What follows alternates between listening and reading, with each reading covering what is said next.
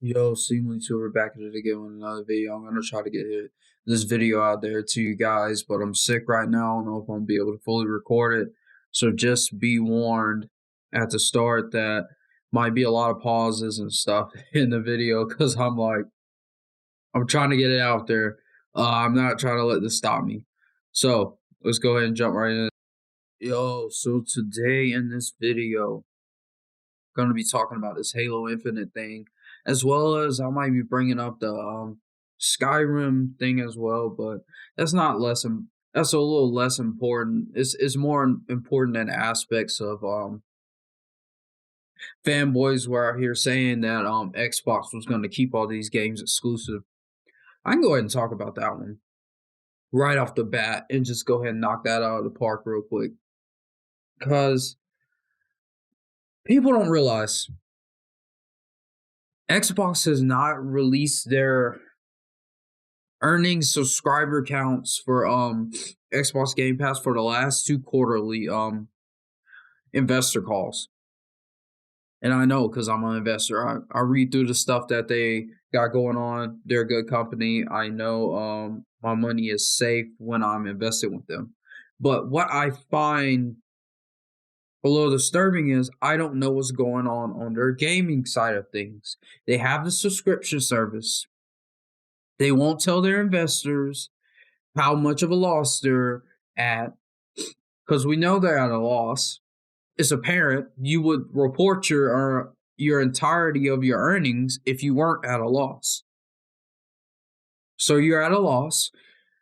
They won't tell us how much of a loss it is on the Xbox games, on the gaming side of things with Xbox, which is worrying, which tells you they don't want to tell their investors that they're losing money with this Xbox thing right now, because investors won't be happy. Investors will want to steer in a different direction than what they're doing right now, and they're trying to get somewhere and they're not getting there fast enough because they can't churn out these games like they thought they would be able to. So, going along the same lines of that, we get this Elder Scrolls Anniversary Edition, and how they're going to be charging people that have already purchased it to get all the mods and everything, and to get the fishing edition to Elder Scrolls. You have to pay for that. This is not a part of Game Pass. You have to pay for that. They're going to give you a free next-gen patch if you got the special edition on Skyrim, but you will have to pay for the anniversary edition, no matter what platform you're on. Which goes to show they need the money of PlayStation still, because they are releasing this anniversary edition on PlayStation as well. So when it really comes down to it, anything Phil Spencer says cannot be trusted, because when money is involved and when losses are being taken by Microsoft, they will make Bethesda release their games on other platforms. They will not continue to take a loss infinitely. They will find a way around it. They will release certain games. They will release other games. They will release these games on other consoles. Do not let him lie to you about this. This exclusivity thing, it will not turn out like how a lot of people think on the Xbox side of things, because they are giving away most of their games in Game Pass. So you got to get that profit back. Unlike PlayStation, their first party games are selling. There's no subscription service that they have a little minimal fee a month from subscribers on that is really profitable, that they have their first party games on. So they're making their first party games. They're going to get the $60, $70 out of you for these first party games with the PS5. So you don't have a subscription service on their end that's as good as Game Pass and that they're just dropping first party games on right at launch, because PS Now doesn't drop first party games on there right at launch. So you don't have the same thing on the Xbox end of things, which is a good thing because competition leads to betterment in the gaming. But to finish off my first thoughts on it, that's why we're getting this anniversary edition. People kept saying that this wasn't gonna happen, that we weren't gonna get these games on PlayStation, and that it's just an old game. Now they're saying it's just an old game. That's the reason, and they don't really mind that now that it's exclusive. But the thing is, they didn't upgrade the Psychonauts 2 that's coming to PlayStation 5. They didn't update it.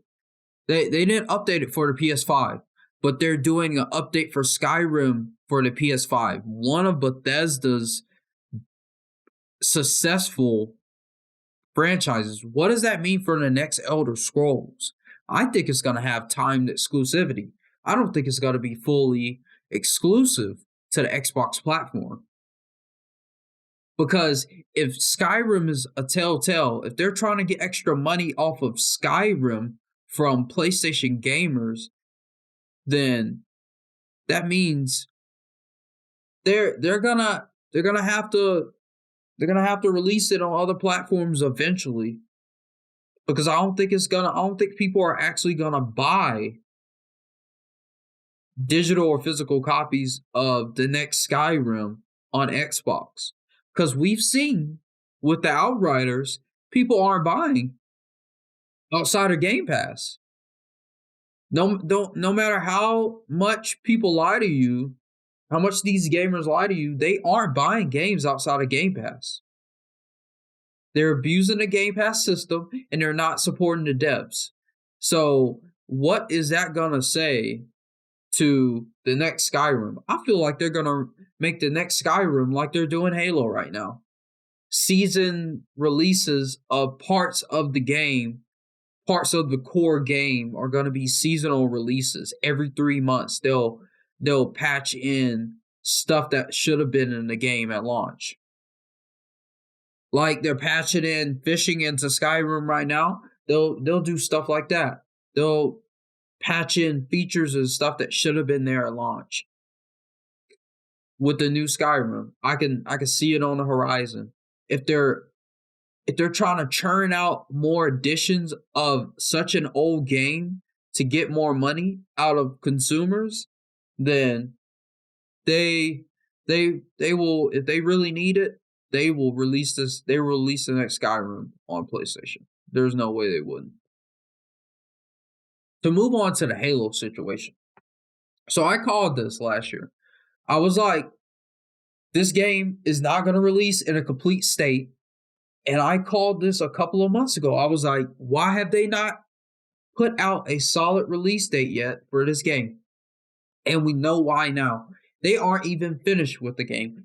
They are having to remove the co-op and Forge at launch. You're releasing a free-to-play version of the game with the multiplayer. You're removing that from the game pretty much. That's totally separate pretty much at this point because it's free-to-play.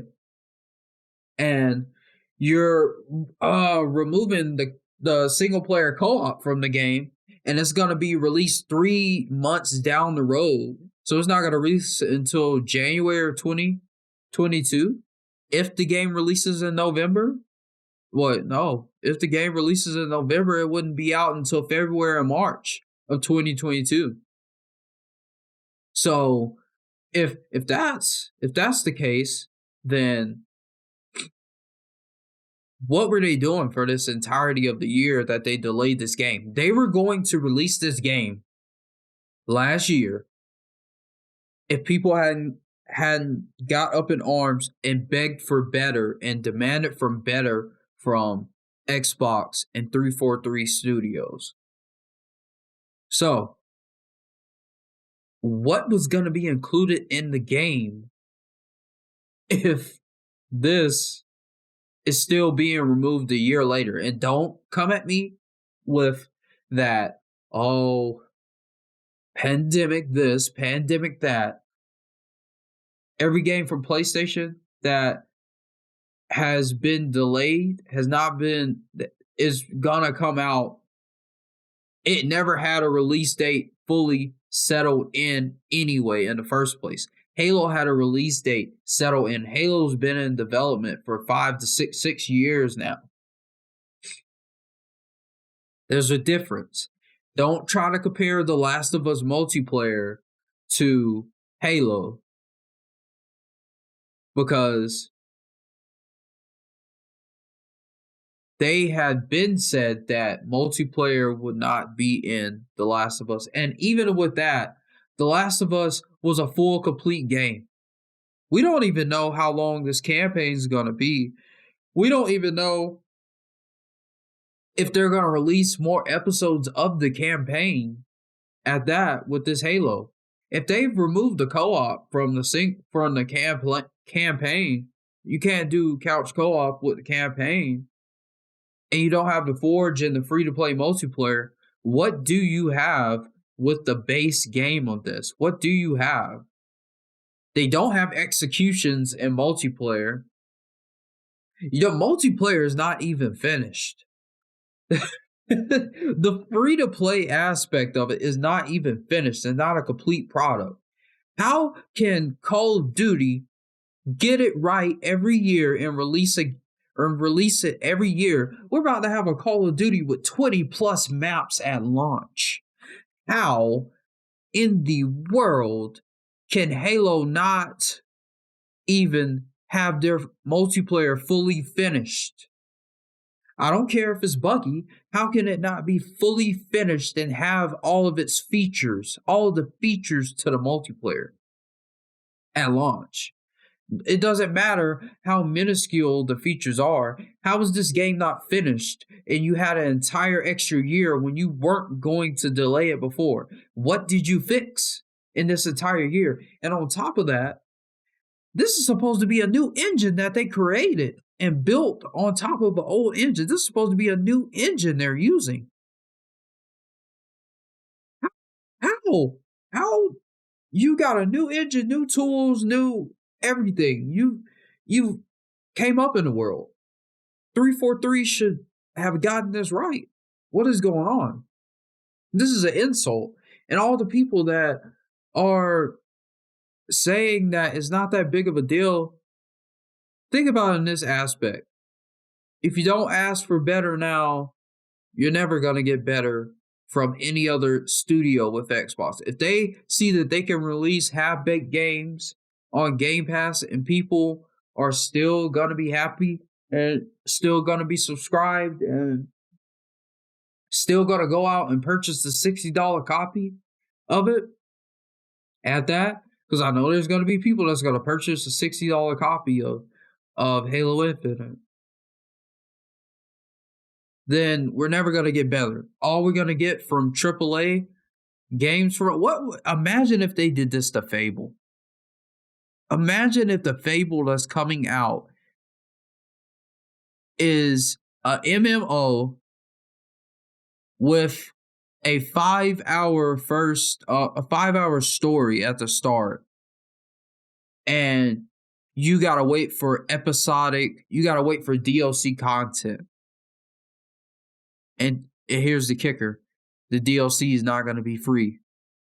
Imagine if they do this to Fable, what they're doing to Halo right now. Imagine if they do that to Fable. They chop it up, give you a little bit at launch. 3 months down the road, they give you the rest of the stuff that should have been in the game. And then 3 more months after that, they give you everything else that should have been in the base game. And then you're at the year mark, they drop DLC, and the DLC seems like stuff that should have been in the base game as well. Just imagine if they do that to Fable.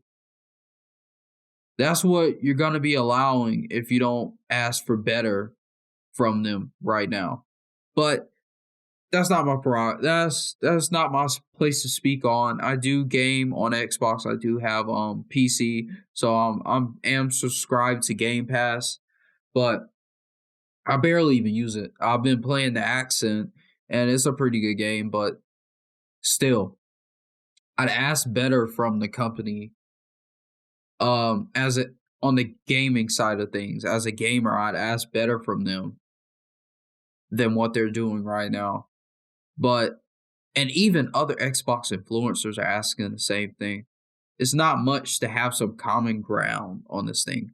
Everyone's kind of agreeing that this is wrong, except for like a couple people I've seen out there just with some very bad takes. But let me know what you think. Leave a comment in the comment section. Like, comment, and subscribe. Share this video. Like this video. Check out Fiverr if you need anything with your projects. You need help with your projects or anything. Links in the description below for to take you directly to there so you can get some help with your projects and stuff. I'm gonna see y'all in another video. Seemlytuber out. Peace. Hey man, I got it out. Now let's go be a sick person now.